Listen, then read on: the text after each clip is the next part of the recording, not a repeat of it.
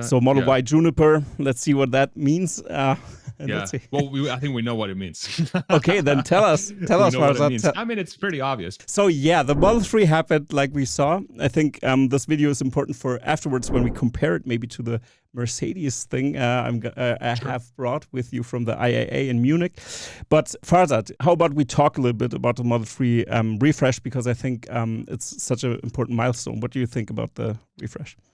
Yeah, I mean, it's something that has been rumored for a long time, as you said. It's something that a lot of people were expecting at some point, because you think about the Model 3 when it first came out. This thing, the original Model 3, has been out since 2016, 2017-ish. So it was due for some sort of refresh look, kind of how the Model S and the X have gone through that a little bit. Not nearly as much as the Model 3 did. I think the Model 3, actually the outside got significantly more changes from a look perspective than the S or the X have. When you think about the newer versions, they have a bigger sort of air intake thing in the fascia. Some of the panels are a little bit more curvy, a little bit more sporty. The stance has changed a little bit. But the Model 3 to me just looks significantly different. In my opinion, significantly better, especially from some angles. I think the headlight change is great. The backlight looks amazing on the new car, in my opinion. That is such a sleek, great design. That's the previous one. The new one looks so much sharper, so much more modern. But overall, I think it lines up exactly with where I expected the refresh to be, which is a little bit more upmarket, a little bit more luxurious, taking advantage of all the learnings that Tesla has learned for the past few years as they ramped Model 3, as they introduced Model Y. All those things should be included in this car. A few of those things, at least. We see it with the screen in the rear passenger seats, some of the trimmings and all that other stuff that they've put in. The steering wheel without a stalk, that's an SNX thing, right? Yeah. Some sort of improved casting for the front and the rear. I don't think they're actually single piece yet, but they have implemented some sort of changes to those two. There's still a lot of, the jury's still out, but it does seem like it's not going to be as streamlined as the Model Y. But you also have to remember that the Model 3 production line is a legacy line from 2016, especially in Fremont. That's going to be tough to rip apart. So, and that's probably why we haven't heard that the Model 3 Highland has, or refresh, whatever you want to call it, has made it here. So, but I think the more important signal here from this refresh is that we're getting really good indication as to how Tesla's thinking about its compact car, its next car that's coming down. So the Model 3 before this refresh, and still with this refresh, it was still your best bang for your buck from a range perspective. As far as ensuring that you get the most range for dollar spent. That's still the case. But with their move of making it a little bit more premium, a little bit more luxurious, changing the suspension to feel more premium, as you've seen from all the, people may have seen it from the different car reviews and whatnot. Now this opens up this door for the compact car to come in and really go down market, because now the Model 3 has true differentiation between the Model Y and what this compact car should be once it's released in the next couple of years. So it's great. I mean, it's exactly where I expected them to go. I'm very happy that the car looks and is what it is. And yeah, it's going to be exciting next couple of years as Tesla gets this thing out in the market and starts selling it. How do you feel about this thing? I mean, gosh, I was so tremendously hyped before the release, and I was like, god damn it, I know the Cybertruck won't come early to Germany, at least. If anyway it comes, but I assume it will come. For me, it doesn't make sense because they've changed so much now.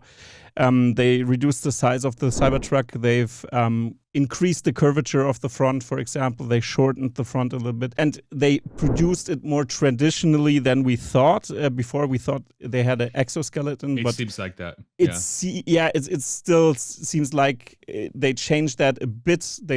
But still, it's pretty near the actual design they did before. So that's why I was so hyped for the Model 3. And when I saw it, I was like, yeah, I'm going to order one right away. But then suddenly, after consideration and after the hype, and I was thinking clearly again, I was like, why should I own the car when I can own the company again more? So for me, taking out a huge loan to get this thing, I mean, okay, for content, this would be awesome. I could have it here. I could shoot some stuff for you guys and everything. But because Europe and China is earlier and Australia is earlier with the Model 3, of course. But I thought, okay, we had pretty thorough car reviews right now. I can lend some footage there and everything. So I don't know. I wish I could do it. I still don't own a Tesla right now. That's pretty sad.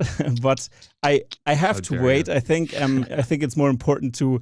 I mean, a $500 car payment per month could be 3 stocks, maybe 2 stocks, maybe depending on the share price. So 2 stocks per month it seems to me like a better investment than in a car that could be sold for profit even, but still, I think this would be a better solution right now. So I was holding my horses. So you're smart. And if the Cybertruck will be released in Europe, I'm gonna absolutely get the Cybertruck because this is not as mass market as the Model 3 right now. And that's why I think, at least in Germany, to get it here, I think it's very complicated. That's why the Cybertruck will be better for renting out. That's my business thing I try to do here. Because I know I'm from the music industry as well. I did some videos and shooting videos and from advertising, and I know that all the rappers gonna rent this thing out for $1,000 a day, of course, and that's why I'm still waiting. But yeah, so this was my decision. But I think it's a stunning car. I think they did such a great job actually doing this thing. I mean, they learned so much from the other cars, and that's my speculation. I don't know how you see it, but I would love to hear your thoughts on this. I think it reminds me of a certain car that's not released right now, pretty much also from the design perspective, and I'm talking about the Roadster. And I think this thing is a stepping stone for the Roadster, maybe. I wouldn't be surprised if the wheelbase is similar and stuff like this. That's something but that's speculation territory. Yeah. Maybe. I mean, I do think that the Roadster will take advantage of some of the latest manufacturing techniques, but maybe not too, because it is such an expensive car and the cost to manufacture. It's going to be such a low volume car. It's going to be very low in Tesla's priority list. So, but I would expect it to still use the latest technology. So the Model 3 wheelbase, they might use the same wheelbase, but the way they'll put the wheelbase together is going to be very different. Course. And I would think. I would also say the Roadster might be a little bit broader and stuff like this. Wider, for sure. But it's cool that they have a new design language that they try to put into the cars, and it's totally the headlights. And I think the Model Y will be updated someday. I don't know. There's already the project. I'm blanking out on the name. Tesla, for the Juniper or something. Juniper, yeah, exactly. Something like that. So Model Y Juniper. Let's see what that means. Well, I think we know what it means. Okay, then tell us, Farzad. I mean, it's pretty obvious. I think when Model Y gets refreshed, which I still wouldn't expect it to happen, probably until late next year into 2025, if I were to guess.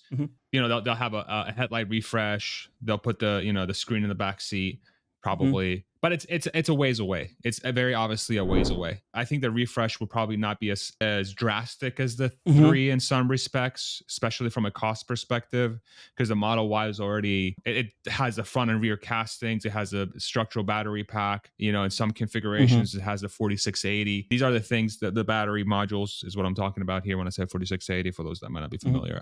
It's not going to have as big as a fundamental shift under its body as the 3 did, but the look will be different. I would expect the interior to be very similar.